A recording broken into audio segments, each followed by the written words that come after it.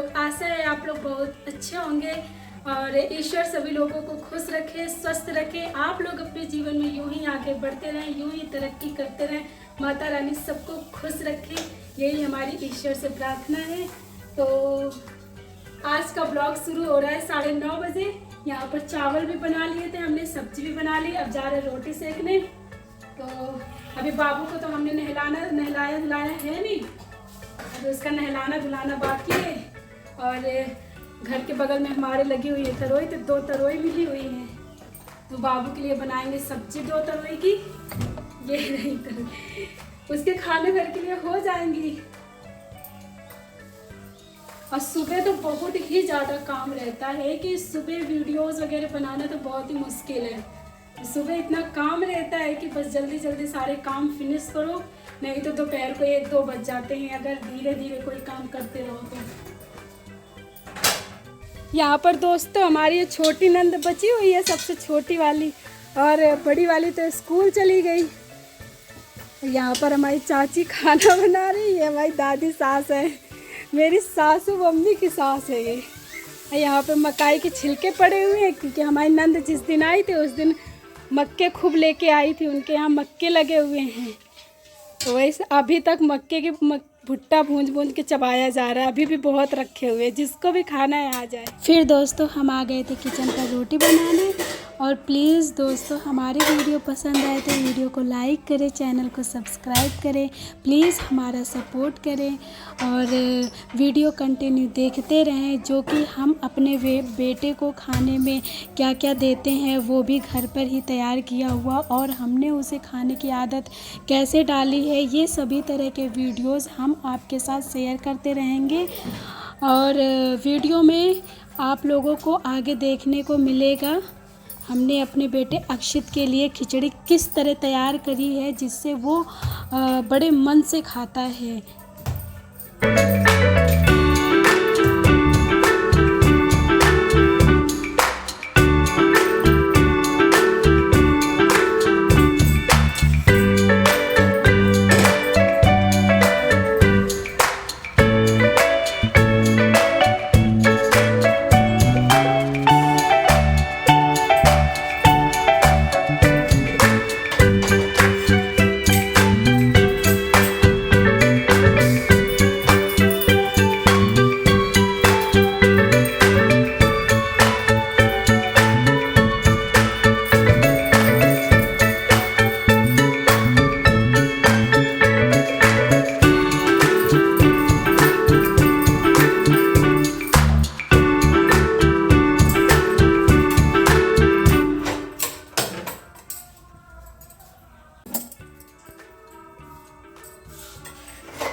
यहाँ पर रोटियाँ हमारी सारी कंप्लीट हो गई, यानी कि सेक गई।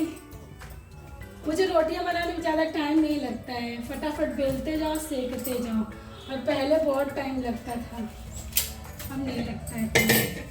यहाँ पर रोटियाँ सेक गई हैं सारी। अब इनको थोड़ी देर के लिए ठंडी होने के लिए रख देंगे, जिससे ये नॉर्मल हो जाए। फिर उसके बाद डब्बे में भरेंगे, नहीं तो फिर रोटियाँ अच्छी नहीं लगती हैं। डायरेक्ट डब्बे में भर दो बिल्कुल गरम गरम रोटियाँ। बाबू क्या चल रहा है आपका, ये क्या चल रहा है ये बेटा आपका? ये दोस्तों ऐसे ही करता है, अभी तो ये चलना नहीं सीखा है, अभी ज़्यादा कुछ खोल नहीं पाता है।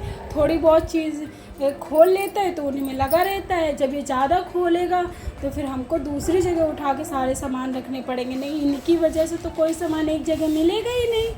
क्यों लगे हुए हैं। हम आ गए थे दोस्तों पक्षियों को दाना देने, क्योंकि जब ये भूखी होती हैं ना तो बहुत ही ज़्यादा आवाज़ लगाती हैं। जब पतिदेव यहाँ पर थे तो वो डेली सुबह शाम इनको दाना देते थे खाने के लिए, तो कभी कभी हम भी दे देते हैं। नहीं तो मोहल्ले भर में सबसे इनको मिलता रहता है थोड़ा थोड़ा थोड़ा थोड़ा, पर जब ये भूखी होती तो बहुत आवाज़ लगाती है। यहाँ पर पक्षियों को हमने दाने दे दिए थे, और दाने देने के बाद फिर मौसम तो काफ़ी सुहावना लग रहा है। बारिश के बाद पेड़ पौधों में जान सी आ गई है। नहीं तो ये सारे पेड़ पौधे जितने भी हैं सब गर्मी, जब धूप और गर्मी खूब पड़ रही थी तो सब झाड़ियाँ बन गए थे। पर अब तो सारे पेड़ पौधे में अच्छे से हरे भरे पत्ते और फल भी होने लगे हैं, फूल भी अच्छे से हो रहे हैं, गमले भी हमारे सही से चल रहे हैं। और एलोवेरा के बहुत सारे पेड़ लगे हैं हमारे घर के बगल में। हमारी छोटी वाली जो नंद थी तो उन्होंने लगाया है, और ये गमले सारे हमारे बाबू के पापा ने लगाए हैं। और वहाँ पर तरोई अपने आप से उगाई है। और ये अमरूद का पेड़ है, इसमें भी खूब अमरूद लगे हुए। इस साल सर्दियों के अमरूद खाने को मिलेंगे। गर्मियों के अमरूद तो सारे ख़राब हो गए थे, सारे जलकर नीचे गिर गए थे। तो सर्दियों के अमरूद खाने को मिलेंगे इस साल। और ये तालाब तो बारिश की वजह से पूरा भर गया है, पूरा ही। हमारे घर पर 2 पशु भी हैं और सुबह शाम घर के बाहर बंधी रहती है सानी चारा करने के लिए। जब उनका खाना पानी हो जाता है तो फिर उसके बाद वो पेड़ की छांव में, यहाँ पर बरगद और पीपल का पेड़ है तो उसी की छांव में जाकर बंधती हैं। और ये पक्षियों ने भी अपने दाने खा लिए हैं तो अब जा रही हैं।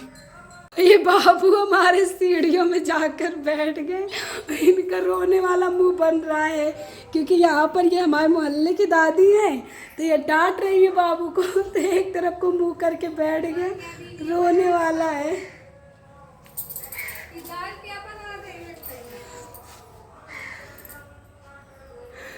ये डांट में रोने लगते हैं तो जब इनको मार पड़ेगी तब क्या होगा इनका।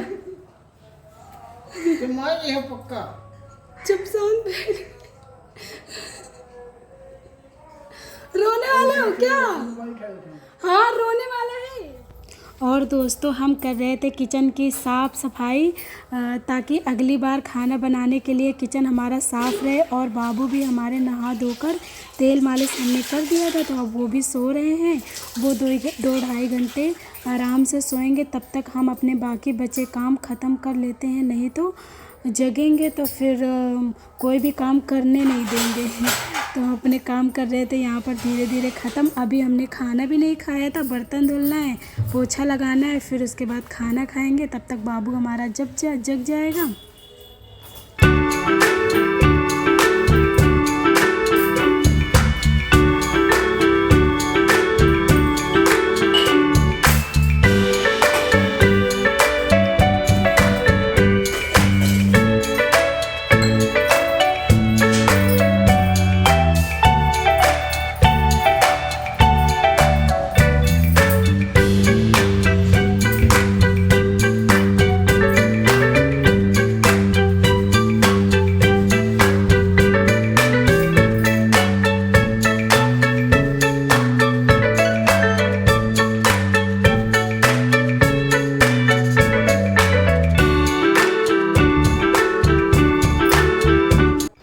दोस्तों हम जा रहे हैं अपने बेटे के लिए यहाँ पे खिचड़ी बनाने। तो सभी प्रकार की मैंने दालें ले ली हैं, जैसे कि चावल और थोड़ी सी उड़द की दाल कम ही ली है, मूंग की दाल, छिली मसूर की दाल, अरहर की दाल, थोड़े से टमाटर लिए हैं और थोड़े से आलू ले रखे हैं। और यहाँ पर डालेंगे थोड़ी सी हल्दी और हल्का सा नमक और हींग मैंने इसलिए डाला है कि यहाँ पे उड़द की दाल डालते हैं ना तो आराम से दिक्कत नहीं होती है। तो फिर चलते हैं, सभी प्रकार जितनी भी दालें हैं सबको एक साथ पहले धुल डालेंगे।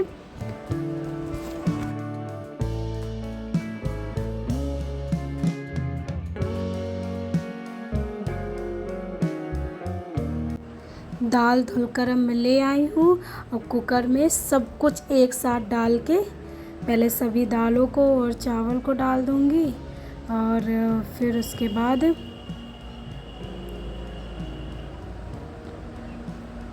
इसमें डालूँगी आलू के बाद डालेंगे टमाटर, सब कुछ एक साथ डाल के पानी डालेंगे। पानी लेंगे उससे 2 गुना 3 गुना, ताकि जब हम सभी को एक साथ पकाएं तो गाढ़ा ना हो पाए, क्योंकि बच्चे को खिलाना है तो बहुत ज़्यादा गाढ़ा वो खाएगा नहीं। तो यहाँ पे हल्का सा नमक डाल दिया है और थोड़ी सी हींग डालेंगे।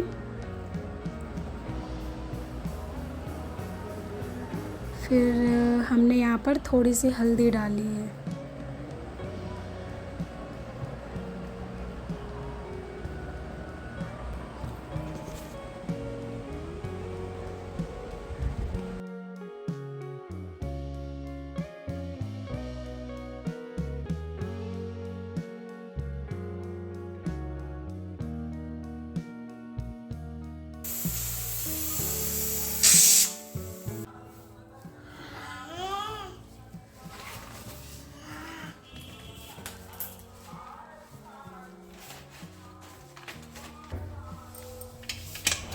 तो दोस्तों कुकर की सीटी निकल गई थी और यहाँ पे खिचड़ी भी हमारी पक गई है।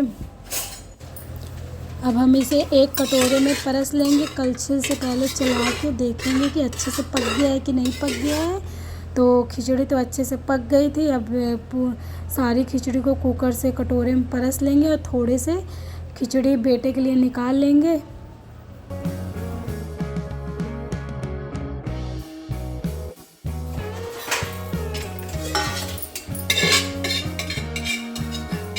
यहाँ पर बाबू के लिए भी खिचड़ी एक प्लेट में निकाल लिए ले रहे हैं और फिर उसके बाद कलछुल से उसको अच्छे से पीसने की कोशिश करेंगे कि मतलब जो उसमें खड़ा खड़ा बाकी जैसे कि दाल है कुछ हो गई। दाल तो वैसे पक गई हैं, आलू हैं खड़े और टमाटर थोड़े बहुत, तो उनको अच्छे से कलछुल से मीस देंगे कि खड़ा खड़ा ना रह जाए।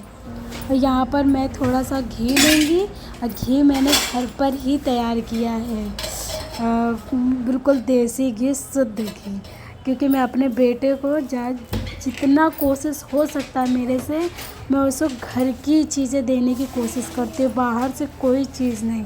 तो मैंने खुद अपने हाथों से एक घी तैयार किया है। यहाँ पर मैं थोड़ा सा घी डाल लूँगी। घी डालने के बाद फिर यहाँ इस 2-3 चम्मच दही डालूँगी जिससे खिचड़ी में स्वाद अच्छा आ जाए।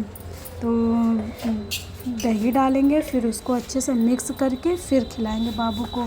और दोस्तों अपने बच्चे को रोज़मर्रा में खाने वाली चीज़ें ज़रूर खिलाएं, क्योंकि इससे बच्चों को सभी प्रकार के न्यूट्रिशन और उनके ग्रोथ के लिए और बच्चे के माइंड के विकास के लिए और खून की कमी को भी दूर करता है। मैं तो कभी भी ये नहीं सोचती कि चावल, केला और कई भी सारे अनाज को लोग बोलते हैं कि नुकसान करता है। बच्चे को दूध ही दूध दो।